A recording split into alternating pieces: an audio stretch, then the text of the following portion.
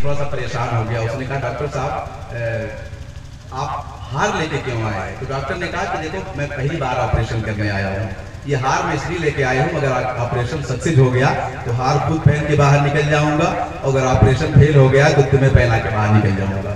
تو پہلی بار تو جلسہ ہو نہیں رہا. آپ ہر سال آتے ہیں, آپ کو پتا ہے کہ حضور کی نعت سن کر سبحان اللہ کا کہنا چاہیے. اور میں ایک بات کہہ دوں, میں بہت بڑی بات کہنے جا رہا ہوں کہ حضور کی نعت کا کوئی شعر خراب نہیں ہوتا یا کمزور نہیں ہوتا. اللہ کے رسول کی نعت کا ہر شعر اچھا ہوتا ہے. میں اس کا قائل نہیں ہوں کہ کوئی کہے کہ جب شعر اچھا لگے تو کہے سبحان اللہ. اللہ کی عزت کی قسم, مصطفیٰ کی تعریف جسے اچھی نہ لگے وہ اپنے ایمان کو ٹٹول لے, اس کا ایمان ہے کہ مر گیا. تو نبی کی نعت کا ہر شعر اچھا ہوتا ہے, اس لیے ہر شعر پہ آپ کو سبحان اللہ کہنا چاہیے. پورا مجمع کہے سبحان اللہ. اب آئیے میں بغیر کسی تاخیر کے اپنے استاد محترم حضور قبلہ قاری فریاد حسین صاحب کے حکم کی تعمیل کرتے ہوئے ایک خطیب کو آپ سماعتوں کے حوالے کروں. میری مراد حضرت حافظ حیدر علیہ السلام متعلم دارالعلوم اہل سنت مشہودیہ غریب نواز رضا نگر بخارا. میں ان کو آواز دوں گا کہ وہ تشریف لائیں اور مختصر طور پر اپنے خطاب سے تعمیم کو محسوس فرمائیں. پورا مجمع ایک بار نعرے کے ساتھ استقبال کرے. نعرہ تکبیر, نعرہ رسالت, جشن معراج النبی. اب زور ہمیں نہیں لگانا, اب زور آپ کو لگانا ہے. السلام علیکم ورحمۃ اللہ تعالی وبرکاتہ. نحمده ونصلي على رسوله الكريم. اما بعد فاعوذ بالله من الشيطان الرجيم. بسم الله الرحمن الرحيم. وبالوالدين احسانا. صدق الله مولانا العظيم وصدق رسوله النبي الكريم. ونحن على ذلك لمن الشاهدين والشاكرين والحمد لله رب العالمين. ہمیں کرنی ہے شہنشاہ بطحا کی رضا جوئی, ہمیں کرنی ہے شہنشاہ بطحا کی رضا جوئی.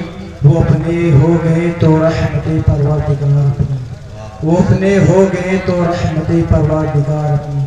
معزز سامعین کرام, خطبہ رسولہ کے بعد جس آیت کریمہ کی تلاوت کا شرف حاصل کیا اس کے مطابق کچھ عرض کرنے سے پہلے بہتر اور مناسب سمجھتا ہوں کہ آقا نامدار مدینے کے تاجدار روح فدا جناب احمد مصطفیٰ محمد مصطفیٰ صلی اللہ تعالیٰ علیہ وسلم کے مقدس بارگاہ میں جھوم جھوم کر درود پاک کا نذرانہ عقیدت پیش کیجئے. پڑھیے آواز بلند, اللہم صلی علی سیدنا مولانا محمد وآلہ وبارک وسلم صلاۃ و سلام علیک یا رسول اللہ صلی اللہ تعالیٰ علیہ وسلم. معزز سامعین کرام, میں نے قرآن مقدس کی ایک بہت ہی مشہور آیت کریمہ کی تلاوت کا شرف حاصل کیا. اللہ تبارک تعالیٰ ارشاد فرماتا ہے وبالوالدین احسانا. اے لوگوں, اللہ تبارک تعالیٰ ارشاد فرماتا ہے وبالوالدین احسانا, یعنی تم اپنے والدین کے ساتھ حسن سلوک کا معاملہ کرو.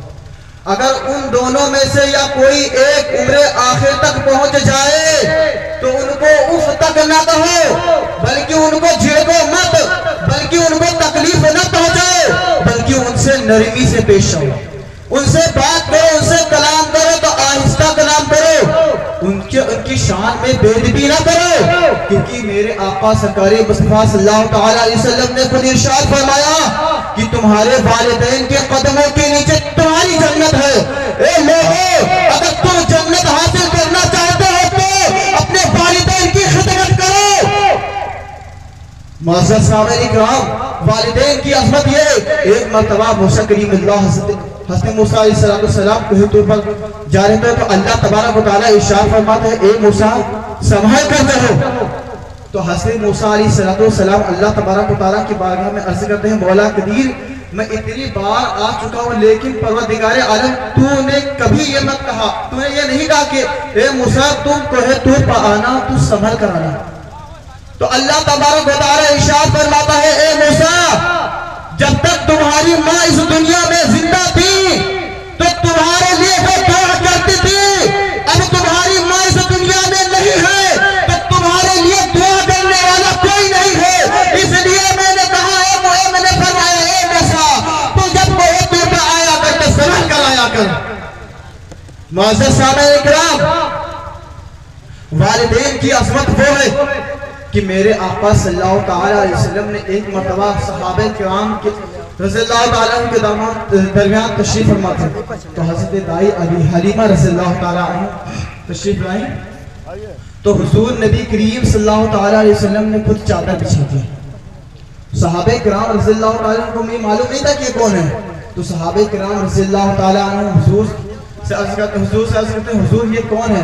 تو حضور نے فرمایا یہ میری دائی ماں ہے. معزز سامعین کرام یہ میری دائی ماں ہے. معزز سامعین کرام جب حضور سرکار مصطفیٰ صلی اللہ تعالیٰ علیہ وسلم نے اپنی دائی ماں سے اتنی محبت کی ہے تو تم کون ہوتے ہو اپنے ماں سے نفرت کرنے والے، اپنے ماں کے تکلیف دے کر گھر سے نکل جانے والے، اپنی ماں کو ایسا دے کر گھر سے چلے جانے والے. اللہ کے نبی نے فرمایا تمہاری ماں کے قدموں کے نیچے جنت ہے. تو اس کا مطلب یہ نہیں ہے کہ تم اپنے ماں کو چھوڑ کر چلے جاؤ گے تم کو جنت مل جائے گی. اگر تم اپنے ماں کو چھوڑ کر چلے جاؤ گے تو قسم خدا کی اگر تم کو جنت حاصل کرنا ہے تو اپنی ماں کی خدمت کرو. اگر جنت تم کو حاصل کرنی ہے تو اپنے ماں کے قدموں کو چومو. لیکن یہ نہیں فرمایا اے لوگوں جب تمہاری شادی ہو جائے تمہارے بیوی بچے ہو جائے تو اپنے بیوی بچے کو پالنے کے چکر میں اپنی ماں کو چھوڑ دو. معزز سامعین کرام میں آپ کو ایک واقعہ بتاتا چلتا ہوں. ایک بزرگ تھے جنہوں نے مکہ معظمہ جانے کا ارادہ کیا. مکہ معظمہ جانے کا ارادہ کیا تو اپنی والدہ سے اجازت مانگتے ہیں. تو ان کی والدہ کہتی ہے اے میرے بیٹے میں آپ کی جدائی کی آگ کو برداشت نہ کر سکوں گی. آپ اگر مکہ کو چلے جائیں گے تو میں آپ کی جدائی کی آپ کی جدائی کی کوئی برداشت نہ کر سکوں گی. وہ بزرگ نہیں والے اور چلے گئے اور ادھر جاتے تو ان کی ماں بدعا کرتے ہیں اے پامالک پروردگار عالم یہ میرے بیٹے نے میرا حکم نہیں مانا ہے تو اسے کسی ایک عذاب میں مبتلا ہونا. یہ بزرگ یہاں سے چلے جاتے ہیں. راستے میں شہر ملتا ہے اور شہر میں عبادت مسجد میں عبادت کرنے کے لیے چلے جاتے ہیں. اور کیا تھوڑی دیر کے بعد اتفاقاً ایک چور اسی گاؤں میں آ جاتا ہے. اور جو چور جب آ جاتا ہے تو چور جس گھر میں گیا تو اس صاحب مالک نے اس چور کے آنے کی خبر ہو گئی تو وہ چور بھاگا تو لوگ اس کے پیچھے بھاگے. تو اتنے میں وہ چور مسجد کے دروازے کے پاس آ کر غائب ہو گیا. اور لوگوں کو یہ لگا کہ وہ اس چور جو تھا وہ مسجد کے اندر چلا گیا. اور لوگ مسجد کے اندر گئے تو دیکھتے ہیں کہ ایک شخص نماز پڑھ رہا ہے اللہ تبارک و تعالیٰ کی عبادت کر رہا ہے. تو لوگ سمجھے کہ وہ ہی چور ہے جو مسجد میں آ کر گھس گیا اور اللہ تبارک و تعالیٰ کی عبادت کر رہا ہے. تو لوگ اسے پکڑ کر حاکم شہر کے پاس لے گئے اور بتایا سارا ماجرا بتایا. تو حاکم شہر نے کہا اس کے ہاتھ اور پیر کاٹ لو اور اس کی آنکھ پھوڑ دو. ہاتھ پیر کاٹ دو اور اس کے آنکھ پھوڑ دو. لوگوں نے ویسا کیا ہاتھ پیر کاٹ کے آنکھ پھوڑ دیا. اور لوگوں نے جب یہ کہا اور بادشاہ نے کہا کہ اسے بازار میں گھما دو اور یہ بتا دو کہ یہ چور کس ہے. جب لوگ اس کے گھما رہے تھے تو لوگ کہہ رہے تھے کہ یہ چور کی سزا ہے. لوگ یہ اس کے ہاتھ پیر کہتے ہیں یہ چور کی سزا ہے. تو وہ بزرگ نے کہا کہ یہ مت کہو کہ یہ چور کی سزا ہے.